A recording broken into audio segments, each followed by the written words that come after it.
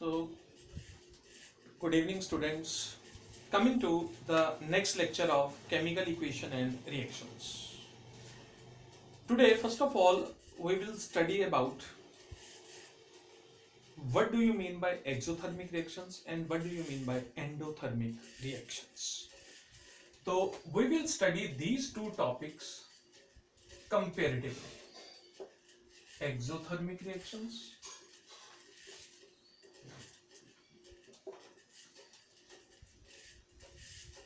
and endothermic reactions.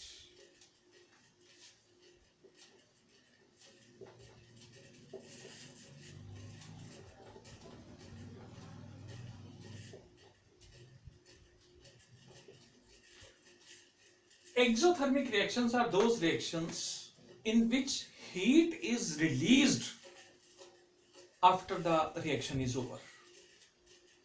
आप लोगों ने रिएक्शन के दौरान कोई हीट नहीं दी, बट आप क्या महसूस करोगे कि रिएक्शन के कंप्लीट होते ही टेस्ट ट्यूब अपने आप गर्म हो गई है। टेस्ट ट्यूब अपने आप गर्म होने का मतलब क्या हुआ कि हीट रिलीज हुई है।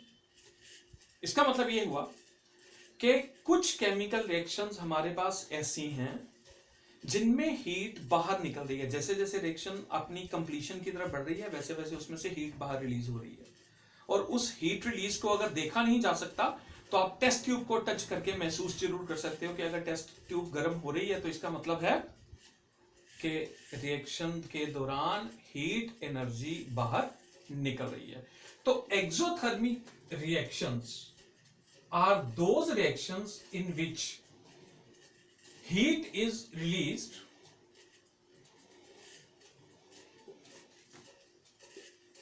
या सिंपली ये कह दें कि heat releasing processes exothermic reaction होती है।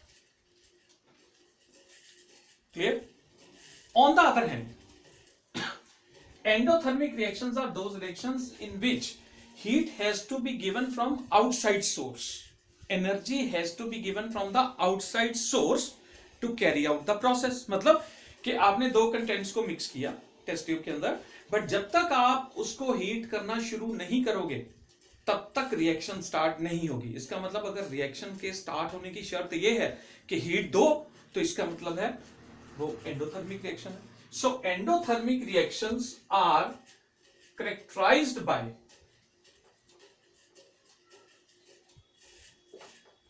Absorption of heat. क्लियर? या सिंपली आप कह सकते हो एब्जॉर्प्शन ऑफ एनर्जी।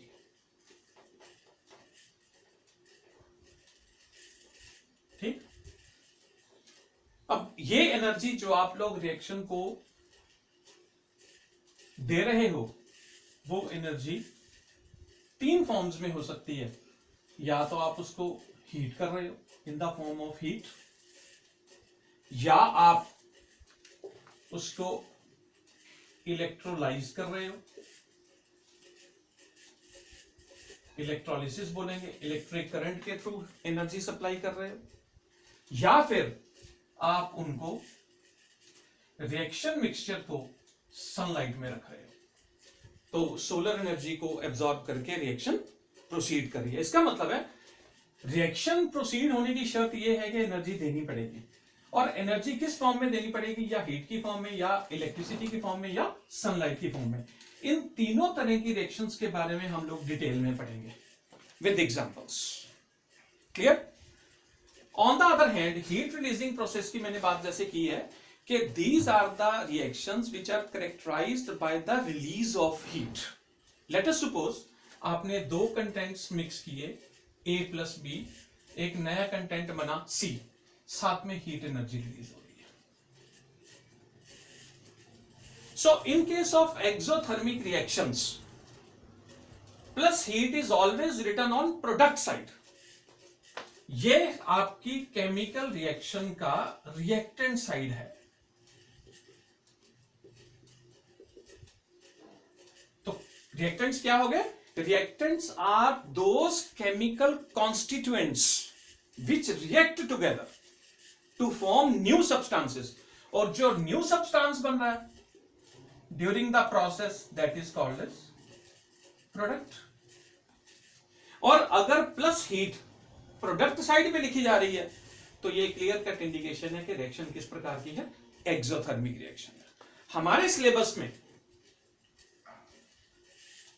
जो एग्जांपल्स ऑफ एक्सोथर्मिक रिएक्शंस हैं वो जरा सारी की सारी ध्यान से सुनिए। एग्जांपल्स ऑफ एक्सोथर्मिक रिएक्शंस, सारी की सारी एग्जांपल्स बड़े ध्यान से नोट भी करनी है और अच्छी तरह से दिमाग में भी रखनी है। नंबर 1, हमारे सिलेबस में जो सबसे पहली रिएक्शन एक्सोथर्मिक है वो है बर्निंग ऑफ कोल, कोयले को जलाना। कोयला क्या है, कार्बन। तो कार्बन ऑक्सीजन की प्रेजेंस में बर्न करके कार्बन डाइऑक्साइड रिलीज करेगा और साथ में रिलीज करेगा a large amount of heat. तो प्लस हीट मैंने किस तरफ लिख दिया, प्रोडक्ट साइड पे। तो रिएक्शन किस प्रकार की हो गई, एक्सोथर्मिक रिएक्शन। तो हमारे सिलेबस में जो फर्स्ट एग्जांपल है that is burning of coal. Number 2, burning of natural gas.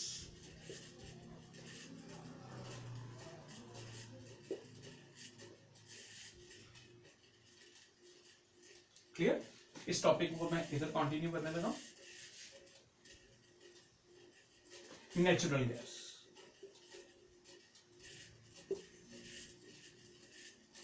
Natural gas is methane gas.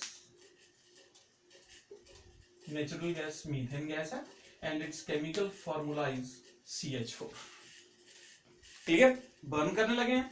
Burning किसी भी सब्सटेंस की किसकी प्रेजेंस में होती है, ऑक्सीजन की प्रेजेंस में। तो CH4 ऑक्सीजन की प्रेजेंस में बर्न करेगा। कंटेंट्स बड़े ध्यान से याद रखने हैं। नेचुरल गैस दो एटम्स की बनी है, कार्बन की और हाइड्रोजन की। कार्बन पार्ट जब भी ऑक्सीजन के साथ मिलेगा कार्बन डाइऑक्साइड पैदा करेगा। हाइड्रोजन पार्ट जब भी ऑक्सीजन के साथ मिलेगा वाटर पैदा करेगा। और प्लस क्योंकि रिएक्शन क्या है, एक्सोथर्मिक, तो क्या रिलीज होगी, हीट एनर्जी रिलीज हो जाएगी। So burning of natural gas is also accompanied by the release of energy in the form of heat. That's why it is also called as exothermic reaction. Reaction balance करें, बड़े ध्यान से देखना। धीरे धीरे एक एक करके काउंट करेंगे। कार्बन इधर एक, इधर भी एक। क्लियर? हाइड्रोजन इधर 4, इधर 2, 2 2 is 4, तो आगे 2 लग गया। ऑक्सीजन 2 + 2, प्रोडक्ट साइड पे 4, इस साइड पे 2, तो 2 2 is 4 होता है, इसके आगे 2 लग गया। रिएक्शन देखिए आपकी कंप्लीटली बैलेंस्ड। इधर कार्बन 1, इधर कार्बन 1, इधर हाइड्रोजन 4, 2 2 is 4, हाइड्रोजन कंप्लीट, इधर ऑक्सीजन 4, इधर 2 और 2 4, ऑक्सीजन भी बैलेंस हो गई। क्लियर? ठीक, वीडियो पॉज करके इसको नोट करके सका। Next example of exothermic reaction,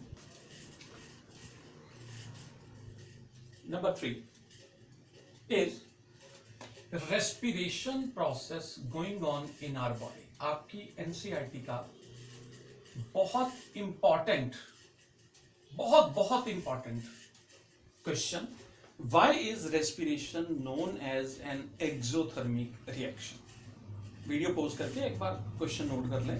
why is respiration known as exothermic process। Clear? अब जरा ध्यान से सुनो, रेस्पिरेशन एक्चुअली है क्या। रेस्पिरेशन क्या है, देखो पूरा एक सीक्वेंस वाइज सारे का सारा मैटर समझना। हम लोग अपने खाने में ज्यादातर इस्तेमाल करते हैं कार्बोहाइड्रेट्स। क्लियर? कार्बोहाइड्रेट्स मतलब चपाती खाई, क्लियर है, व्हीट कार्बोहाइड्रेट है, राइस खा लिए। ज्यादातर हमारी डाइट के अंदर कार्बोहाइड्रेट्स ही होते हैं। ठीक, हमने कार्बोहाइड्रेट्स खाए। खाना खाने के बाद हमारे डाइजेस्टिव सिस्टम ने उन कार्बोहाइड्रेट्स को डाइजेशन प्रोसेस करके ग्लूकोज में कन्वर्ट कर दिया। ठीक, ये ग्लूकोज एब्जॉर्प्शन प्रोसेस के द्वारा, हम लोग लाइफ प्रोसेस में सारा पढ़ेंगे, एब्जॉर्प्शन प्रोसेस के द्वारा कहां पहुंची, within the cells of the body. हमारे सेल्स के अंदर क्या पड़ी हुई है, ऑक्सीजन। जैसे ही ग्लूकोज जो सेल्स के अंदर पड़ा हुआ है ऑक्सीजन के कांटेक्ट में आया तो क्या रिलीज हुई? एनर्जी, क्योंकि एनर्जी रिलीजिंग प्रोसेस है, इस कारण रेस्पिरेशन को क्या बोल दिया? Exothermic process. ग्लूकोज, अगर इसकी केमिकल रिएक्शन को ध्यान से देखें तो C6H12O6 ये ग्लूकोज के वन मॉलिक्यूल का फॉर्मूला है। हमारे सेल्स के अंदर ऑक्सीजन उसके कांटेक्ट में आई, ऑक्सीजन के कांटेक्ट में आते ही मैंने आपको पहले क्या समझाया? कार्बन पार्ट ऑक्सीजन के कांटेक्ट में आकर क्या बना देगा? Carbon dioxide. Hydrogen part oxygen के कांटेक्ट में आएगा, क्या बना देगा? वाटर। और कोई कंटेंट है नहीं है। साथ में क्या रिलीज हुई? एनर्जी। उसी एनर्जी का यूज हम अपनी डिफरेंट एक्टिविटीज को परफॉर्म करने के लिए यूज करते हैं। तो एनर्जी रिलीजिंग प्रोसेस हो गई। अब रिएक्शन बैलेंस करते हैं। आप लोग कभी भी रिएक्शन करते समय बैलेंसिंग के बारे में मत सोचें। कार्बन पार्ट ने ऑक्सीजन के साथ कार्बन डाइऑक्साइड बना दिया, हाइड्रोजन ने वाटर बना दिया, बाकी सारा काम किसका? बैलेंसिंग का। कार्बन इधर कितने? 6, इधर 1 है, आगे क्या लग गया? 6। हाइड्रोजन इधर 12, इधर कितने? 2, 6 2 12 इक्वल हो गए। ऑक्सीजन चेक करते हैं क्या है? 6 2 12 ये हो गए, प्लस 6 18, 18 में से 6 बाकी 12, 6 मैंने यहां लगा दिया, 6 2 12, यहां भी 18 है और इधर भी देख लो 6 2 12 प्लस 6 18, रिएक्शन बैलेंस हो गई। आप लोगों को सिर्फ ये याद रखना है कि ग्लूकोज की ऑक्सीडेशन प्रोसेस के दौरान कार्बन पार्ट ने कार्बन डाइऑक्साइड बनानी है, हाइड्रोजन पार्ट ने ऑक्सीजन के साथ मिलकर वाटर बनाना है और एनर्जी रिलीज होनी है। बाकी सारा काम किसका? बैलेंसिंग का। तो क्योंकि रेस्पिरेशन प्रोसेस में हमारे बॉडी सेल्स के अंदर पड़े हुए ग्लूकोज की ऑक्सीडेशन होनी है, उसके रिजल्ट में एनर्जी रिलीज होनी है। That's why respiration is known as an exothermic process. Clear होगी? वीडियो पॉज करके इसको नोट कर लो जरा। नेक्स्ट एग्जांपल नंबर 4, एक्सोथर्मिक में decomposition of organic matter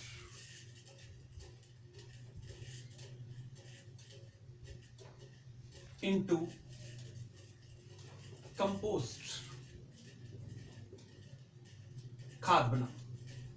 organic matter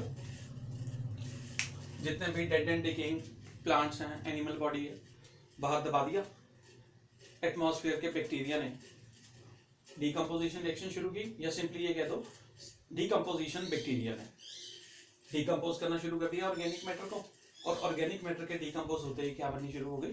compost बननी शुरू होगी। इस प्रोसेस के दौरान भी हीट एनर्जी रिलीज होती है। इसकी कोई केमिकल इक्वेशन नहीं है, सिर्फ ये याद रखना है decomposition of organic matter into compost is also an example of exothermic reaction. इसके अलावा हमारे सिलेबस में एक और रिएक्शन है एक्सोथर्मिक, वो हम लोग करेंगे कॉम्बिनेशन रिएक्शन के अंदर। मैं फिर भी आपको बता देता हूं 5 रिएक्शन बिटवीन